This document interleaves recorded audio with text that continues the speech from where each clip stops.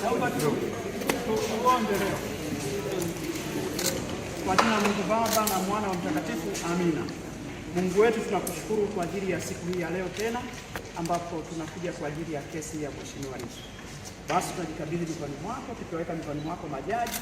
Tunaomba ukawaangazie akili ya kupata kujua namna ya kutenda haki, na ukawalinde pia katika maisha yao na afya zao.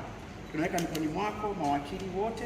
Tunaomba pia na wenyewe pia ukawanyunyizie hali ya kutenda haki katika mioyo yao, wakijua kwamba wanasimama mbele yako Mungu uliye wa haki.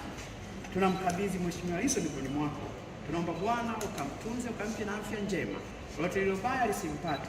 Nasi sote tunaosikiza kesi hii na Watanzania wote kwa ujumla, amani yako na haki yako ikatawale, tukienda kinyume na kila namna ya hila katika nchi yetu. Mungu utaonekana, utasimama. Mwisho wa siku katika nchi hii tutaweza kusema Mungu alikuwa pamoja nasi, ukatusaidie tukafike mahali tuwe na mfumo ulio imara katika nchi yetu. Katika jina la Mungu Baba, Mwana na Mtakatifu, amina.